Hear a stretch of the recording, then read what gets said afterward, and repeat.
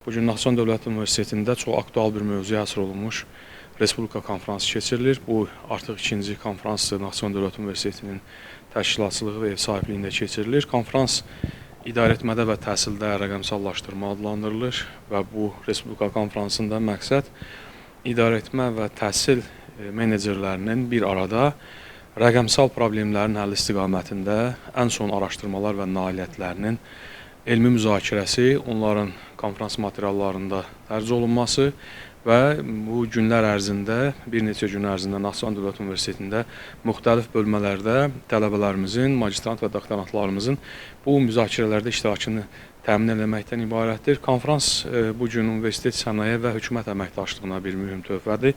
Ona görə ki, konfransda həm idarəetmə sahəsindən olan mütəxəssislər universitetimizə konfransa dəvət olunublar və onların praktik olaraq rəqəmsallaşma ilə bağlı layihələri və strateji hədəfləri onların məruzələrində təqdim olunub və güman edirik ki, bu məruzələr gələcəkdə Naxçıvan Dövlət Universitetində idarəetmə və təhsil idarəçiliyi ilə bağlı ixtisaslarımızın proqramlarının yenidən dizayn olunmasına, təkmilləşdirilməsinə öz töhfəsini verəcək.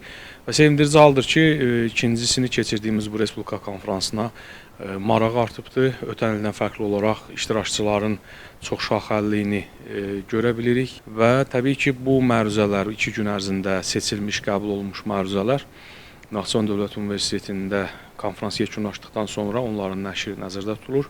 Hesab edirik ki, bu hər il keçirilməsi aktual olan bir mövzudur. Ona görə ki, rəqəmsallaşma hər gün yeni yanaşmalarla zənginləşir.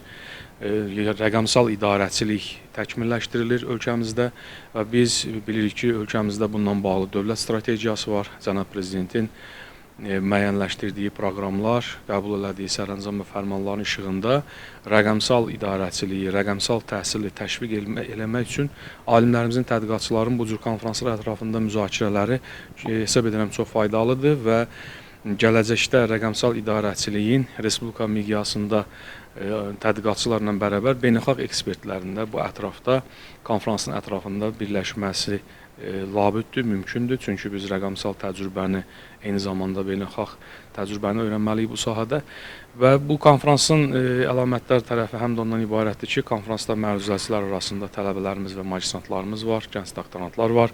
Bunlar gələcəkdə rəqəmsal idarəçiliyi təmin eləyəcək kadr potensialıdır.